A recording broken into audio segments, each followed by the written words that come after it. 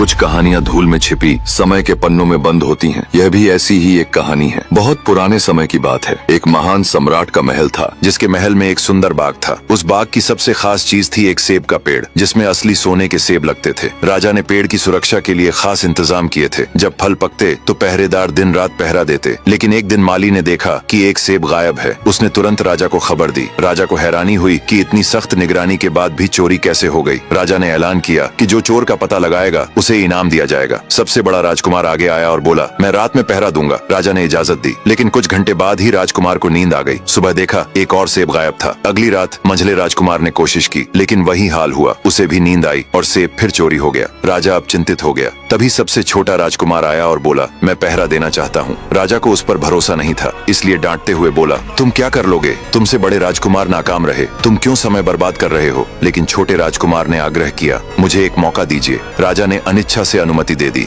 रात में छोटा राजकुमार पहरे पर बैठा। जब आधी रात हुई तो राजकुमार ने देखा कि एक सुंदर सोने की चिड़िया कहीं से उड़ती हुई आई और सेब के पेड़ पर बैठ गई। उसने देखते देखते सोने का एक सेब तोड़कर अपनी चोंच में पकड़ लिया। राजकुमार ने फौरन निशाना साधकर तीर चला दिया, लेकिन तीर चिड़िया को नहीं लगा और वह पंख फड़फड़ाकर उड़ गई। हाँ, इतना अवश्य हुआ कि उसका एक सुनहरा पंख टूटकर जमीन पर आ गिरा। दूसरे दिन सुबह राजकुमार ने राजा को सारी बात बता दी और वह सोने का पंख उनके सामने रख दिया। पंख इतना चमकदार और कीमती था कि राजा उसे देखते ही रह गया। उसने कहा, अगर एक पंख इतना सुंदर है तो पूरी चिड़िया कितनी अद्भुत होगी। उसे पकड़ लाओ। सबसे पहले बड़ा राजकुमार चिड़िया की तलाश में निकला। चलते चलते वह एक जंगल में पहुंचा, जहां एक लोमड़ी पेड़ के नीचे आराम कर रही थी। राजकुमार ने तीर उठाया। तभी लोमड़ी बोली, मुझे मत मारो, मुझे पता है तुम किस काम से जा रहे हो। मेरी सलाह मानोगे तो सफलता मिलेगी। सामने एक गाँव आएगा, वहाँ दो सराय होंगी, एक सजी सजाई, दूसरी पुरानी। तुम पुरानी में ठहरना। राजकुमार ने उसकी बात को हंसी में उड़ा दिया और आगे बढ़ गया। गाँव पहुंचकर वह सजी सजाई सराय में ठहर गया और वहाँ के नाच गाने में ऐसा उलझा कि उसे अपने असल काम की याद ही नहीं रही। कई दिन बीत गए, राजकुमार नहीं लौटा। अब मंझला राजकुमार निकला। रास्ते में वही लोमड़ी मिली। उसने वही सलाह दी, लेकिन यह राजकुमार भी उसका मजाक उड़ाकर चला गया और अपने लक्ष्य से भटक गया। आखिरकार छोटा राजकुमार रवाना हुआ। रास्ते में उसे भी वही लोमड़ी मिली। राजकुमार ने लोमड़ी की बात को ध्यान से सुना और लोमड़ी से कहा, ठीक है, तुम जैसे कह रही हो मैं वैसा ही करूंगा। इस पर लोमड़ी खुश होकर बोली, तुम सबसे अच्छे लड़के मालूम होते हो। तुमने मेरी बात का मजाक नहीं उड़ाया। मैं तुमसे खुश हूँ और तुम्हारी मदद करूंगी। आओ, तुम मेरी पीठ पर बैठ जाओ, मैं तुम्हें उस सराय तक पहुंचा देती हूँ। देखते ही देखते लोमड़ी बहुत बड़ी हो गई और राजकुमार उस पर सवार हो गया। थोड़ी ही देर में वे मैदानों और पहाड़ों को पार करते हुए उस गाँव में पहुँच गए जहाँ सोने की चिड़िया कैद थी। फिर लोमड़ी ने राजकुमार से कहा, अब मैं तुम्हें बताती हूँ कि आगे तुम्हें क्या करना चाहिए। तुम सीधे चलो। आगे चलने पर तुम्हें एक बहुत बड़ा किला मिलेगा, जिस पर सिपाही पहरा दे रहे होंगे। तुम उनसे डरना मत और सीधे अंदर चले जाना, क्योंकि वे इस समय सो रहे होंगे। तुम बेधड़क होकर किले में घुसते चले जाना और कमरों को पार करते हुए उस जगह पहुंच जाना जहां लकड़ी के एक मामूली से पिंजरे में सोने की चिड़िया बंद है। चिड़िया को पिंजरे सहित उठाकर बाहर ले आना, लेकिन एक बात याद रखना, चिड़िया के पिंजरे के पास ही एक बहुत सुंदर सा सोने का पिंजरा भी रखा होगा। तुम भूलकर भी चिड़िया को उस पिंजरे में मत रखना। यह कहकर लोमड़ी चली गई। राजकुमार ने किले के पास जाकर देखा कि सचमुच सिपाही सो रहे थे। वह बिना डरे सीधा महल में घुस गया और थोड़ी ही देर बाद वह उस कमरे में जा पहुंचा जहां सोने की चिड़िया एक लकड़ी के पिंजरे में बैठी हुई थी। पिंजरे के पास ही सोने के 3 सेब पड़े हुए थे। इन सेबों को देखकर राजकुमार ने तुरंत पहचान लिया कि ये सेब उसके पिता के बाग के ही थे। सोने की चिड़िया इतनी सुंदर थी कि राजकुमार उसे देखता ही रह गया। वह उसे उठाकर लाने ही वाला था कि उसकी नजर पास ही पड़े एक सुंदर सोने के पिंजरे पर पड़ी, जिसमें कीमती पत्थर जड़े हुए थे। राजकुमार लोमड़ी की बात भूल गया और उसने चिड़िया को लकड़ी के पिंजरे से निकालकर सोने के पिंजरे में बंद कर दिया। लेकिन जैसे ही चिड़िया नए पिंजरे में गई, उसने जोर जोर से शोर मचाना शुरू कर दिया। राजकुमार पिंजरे को उठाकर कमरे से बाहर भी नहीं निकल पाया था कि बहुत सारे सिपाही कमरे में घुस आए और उन्होंने राजकुमार को पकड़ लिया। सिपाही उसे खींचते हुए राजा के दरबार में ले गए। राजा के पूछने पर राजकुमार ने सारी बात कह सुनाई। राजा बोला, तुम मेरे महल में चोरी करने के लिए घुसे थे। मैं तुम्हें माफ नहीं कर सकता। तुम्हें फांसी की सजा दी जाएगी, लेकिन मैं तुम्हें एक मौका देता हूँ। अगर तुम मेरे लिए सोने का घोड़ा ले आओ तो न सिर्फ तुम्हें छोड़ दूंगा, बल्कि सोने की चिड़िया भी तुम्हें दे दूंगा। राजकुमार को अपनी जान बचाने के लिए राजा की शर्त माननी पड़ी। अब वह सोने के घोड़े की तलाश में निकला। किले के बाहर उसने देखा कि लोमड़ी उसका इंतजार कर रही थी। उसने उसे सब बताया। लोमड़ी ने निराश होकर कहा, अब मैं तुम्हारी मदद नहीं करूंगी,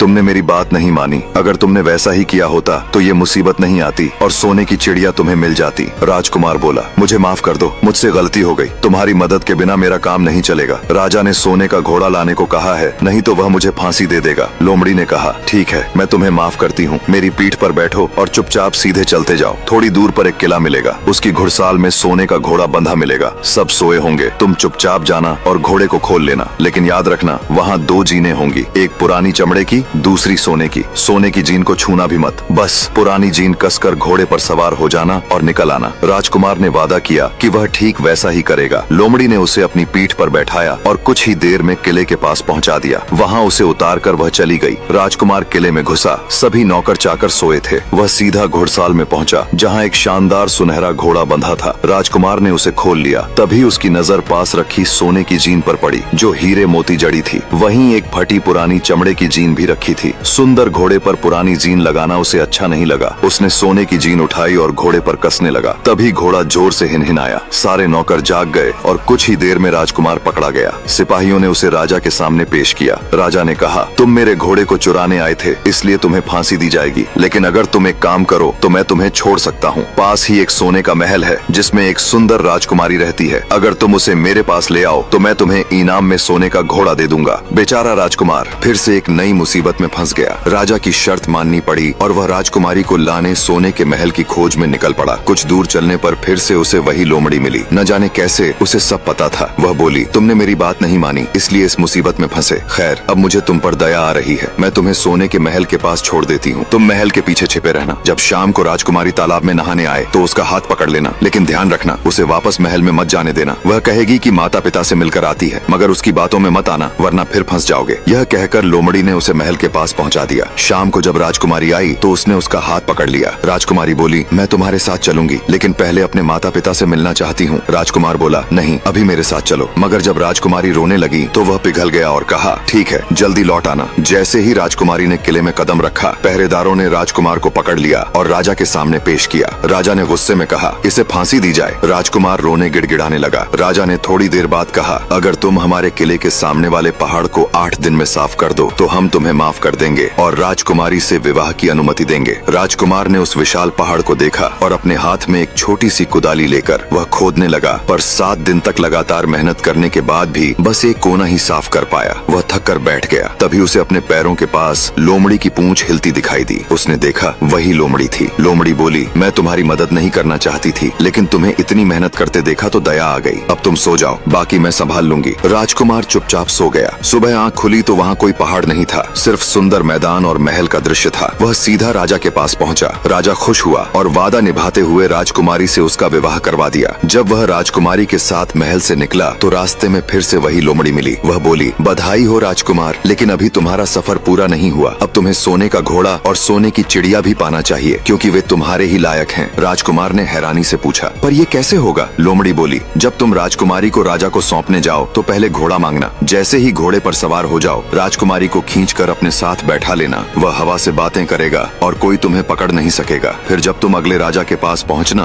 तो पहले चिड़िया मांगना। जैसे ही पिंजरा हाथ लगे, उसे छीनकर घोड़े को दौड़ा देना। सब कुछ तुम्हारा हो जाएगा। राजकुमार ने वही किया। घोड़े पर सवार होकर वह राजकुमारी और चिड़िया को लेकर निकला। कुछ दूर जाने पर लोमड़ी फिर मिली। राजकुमार ने कहा, तुम्हारी वजह से मुझे चिड़िया, घोड़ा और राजकुमारी तीनों मिल गए। बताओ क्या इनाम दूं? लोमड़ी बोली, अगर सच में खुश हो तो एक तीर चलाकर मुझे मार दो, यही मेरा इनाम होगा। राजकुमार चौंक गया। तुमने मेरी जान बचाई और मैं तुम्हें मार दूं? ये मुझसे नहीं होगा। लोमड़ी उदास हो गई और बोली, ठीक है, मत मारो, पर 2 बातें याद रखना। कुएं की दीवार पर मत बैठना और ऐसे लोगों पर धन मत खर्च करना जिन्हें फांसी होनी हो। राजकुमार हंसते हुए बोला, तुम भी अजीब हो, भला मैं कुएं की दीवार पर क्यों बैठूंगा और फांसी के मुजरिमों पर धन क्यों खर्च करूंगा? लोमड़ी कुछ नहीं बोली, बस अलविदा कहकर चली गई। राजकुमार आगे बढ़ा और उसी गांव पहुंचा जहां पहले 2 सराय थीं। वहां बगीचे में भीड़ लगी थी। पता चला 2 लोगों को फांसी दी जानी है। जब वह पास गया तो देखा वे उसके अपने ही 2 बड़े भाई थे, जो जुए, झगड़े और लापरवाही में सब गंवा चुके थे। अब गाँव वालों ने उन्हें फांसी की सजा दे दी थी। राजकुमार भावुक हो उठा। उसने कहा, मुझसे धन ले लो पर इन्हें छोड़ दो। और वही हुआ जिससे लोमड़ी ने उसे पहले ही सावधान किया था। वो सब कुछ दोहरा रहा था जो उसे नहीं करना था। बहुत कहने पर लोग मान गए और दोनों को रिहा रिहा कर दिया। राजकुमार भाइयों को छुड़ाकर आगे चला। कुछ दूर पर जंगल में उन्हें एक कुआं दिखा। राजकुमार ने कहा, कुछ देर यहीं आराम करते हैं, पानी पीकर फिर चलेंगे। राजकुमार कुएं की दीवार पर बैठ गया। वह भूल चुका था कि लोमड़ी ने मना किया था, कुएं की दीवार पर मत बैठना। तभी भाइयों ने उसे धक्का दे दिया और वह कुएं में गिर गया। फिर राजकुमारी और सोने की चिड़िया लेकर वे अपने राज्य लौट आए। उन्होंने राजा से कहा, हम सोने की चिड़िया, सोने का घोड़ा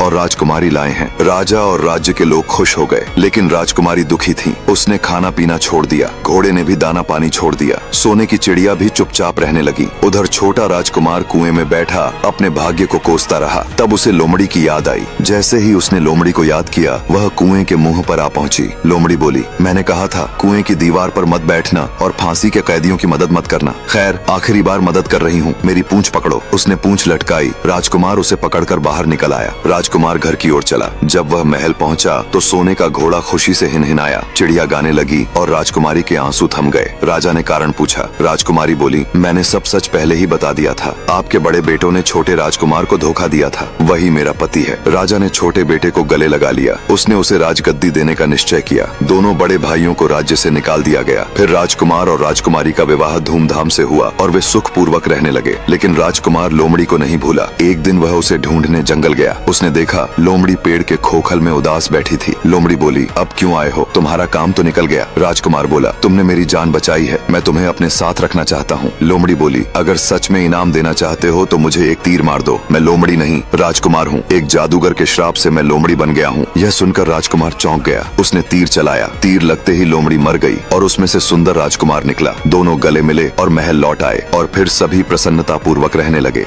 ऐसी मोटिवेशनल वीडियो देखने के लिए हमारे चैनल को फॉलो करें। मैं आपके लिए ऐसी मोटिवेशनल कहानी लाता रहूँगा।